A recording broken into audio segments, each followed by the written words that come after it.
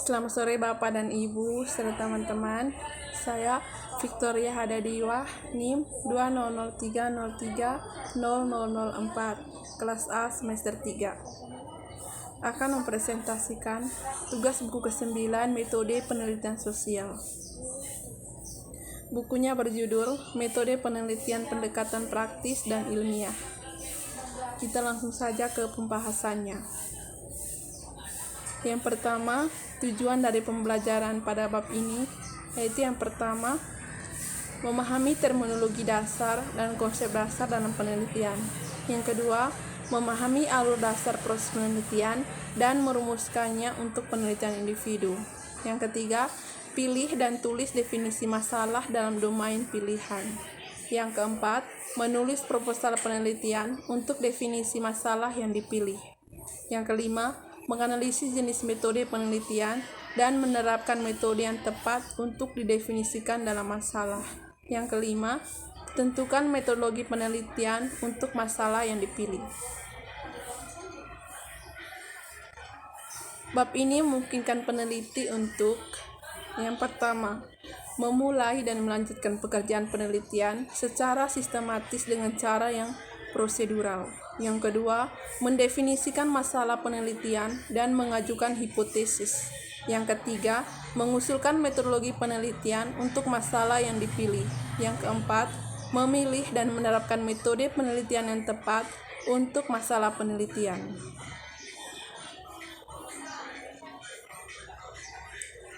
Kata penelitian merupakan gabungan dari kata re dan source, yang berarti sistematika penelitian untuk memperoleh pengetahuan baru dari fakta-fakta yang sudah ada.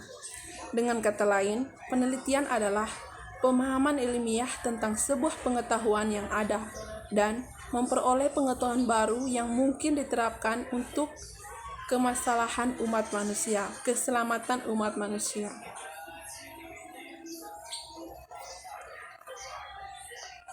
Bahan penting dalam sebuah penelitian itu yang pertama, kreativitas. Kreativitas termasuk keterampilan komunikasi tertulis dan verbal yang baik dan pengetahuan yang mendalam tentang sebuah subjek yang sangat penting untuk berhasil dalam menyelesaikan pekerjaan penelitian. Dalam gambar 1.1 menunjukkan bahan yang penting dari penelitian.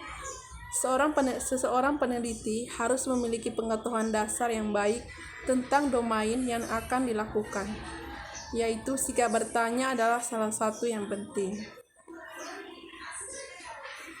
Apa saja dan semuanya dipertanyakan. Sikap bertanya ini adalah inti dari sebuah penelitian dan penemuan. Orang yang kreatif dalam melakukan hal-hal yang belum pernah dilakukan sebelumnya. Menurut Prof. Robert Centerbeck, mencantumkan beberapa karakteristik yang harus dimiliki untuk menjadi kreatif. Keterampilan ini adalah sebuah kombinasi kecerdasan sintesis dan kecerdasan praktis. Kecerdasan praktis adalah sebuah kemampuan untuk mengadopsi kebutuhan sehari-hari, yaitu gigih, ulet, tanpa kompromi, dan keras kepala adalah beberapa di antaranya termasuk ciri-ciri orang kreatif.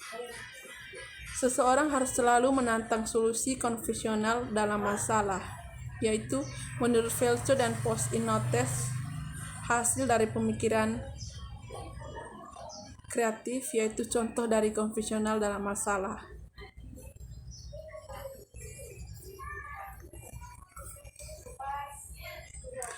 Beberapa contoh kreativitas yaitu yang pertama, Apple iPhone yang meyakinkan orang akan pentingnya mengganti keyboard dengan touchpad dan pengoperasian layar sentuh yang dikendalikan oleh jari sebagai pengganti stylus.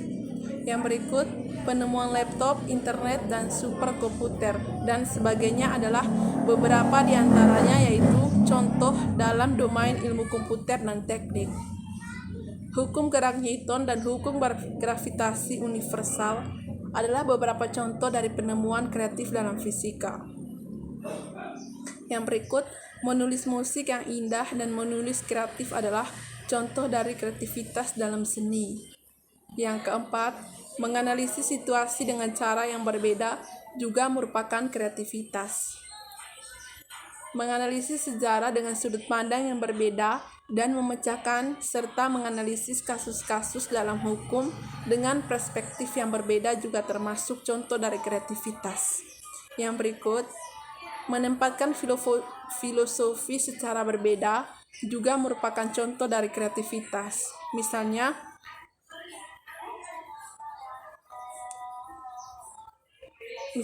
karya Charles Darwin yaitu teori evolusi biologis melalui seleksi alam yang bertentangan dengan teori sebelumnya yaitu teori biologi.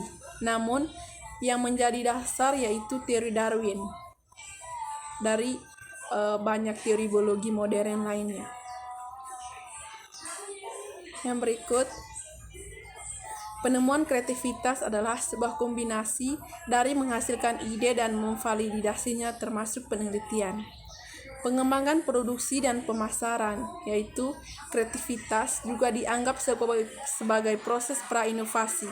Itu adalah sebuah persyarat untuk inovasi ilmiah dan teknologi. Kreativitas adalah komponen tak terelakkan dari setiap tindakan yang mengesankan.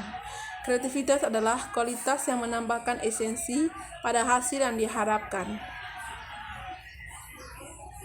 Contoh penting dari kreativitas adalah untuk menyediakan proses kerja baru melalui inovasi yang sangat berharga. Kreativitas ilmiah merupakan sumber inovasi yang berbagi-bagi menjadi 4 jenis yang tercantum di sini. Itu yang pertama, tetapkan ide baru untuk sebuah formulasi yang membuka kerangka kognitif baru ke yang baru tingkat asumsi dasar. Yang kedua, rumus empiris baru harus ditemukan yang merangsang teori baru untuk contoh teori dari evolusi Darwin. Yang ketiga, metodologi baru harus dikembangkan untuk memecahkan masalah teoritis yang dapat diuji secara empiris. Yang kelima, sebuah teknik atau instrumen baru harus dirancang yang dapat mengusulkan yang baru, teknik dengan kemungkinan baru, sebuah kreativitas yang diamati pada tingkat individu maupun kelompok pada perincian yang diberikan dalam bagian selanjutnya.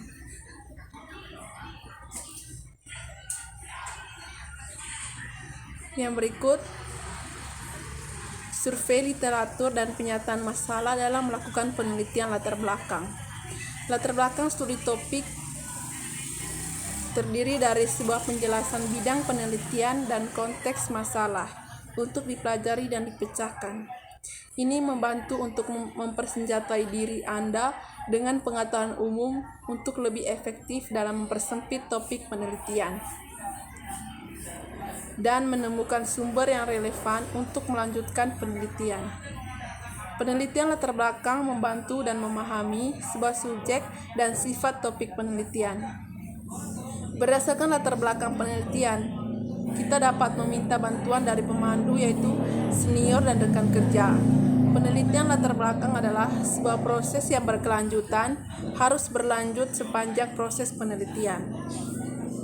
Ini membantu untuk menarik maksud dan tujuan dari penelitian untuk mengejar.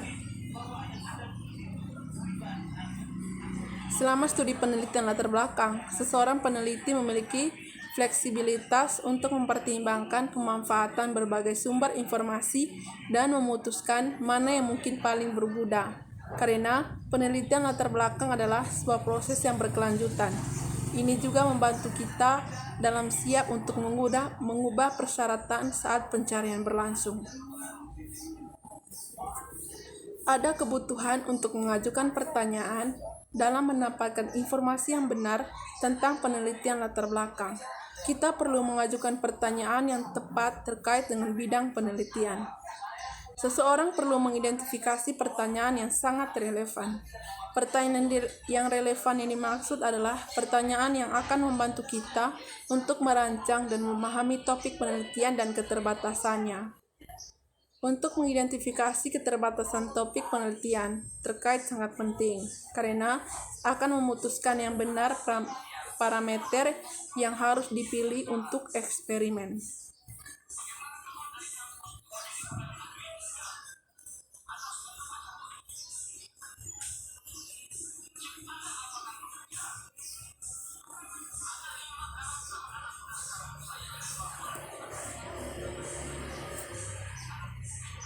Ada kebutuhan untuk mengajukan pertanyaan untuk mendapatkan informasi yang benar tentang sebuah penelitian latar belakang.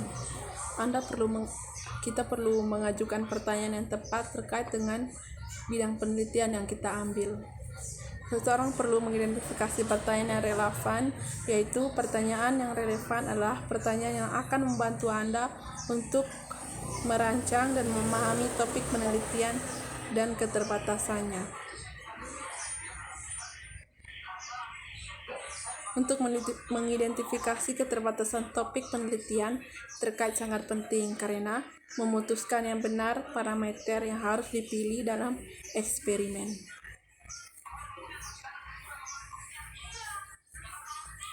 Oke, hanya itu saja presentasi dari saya.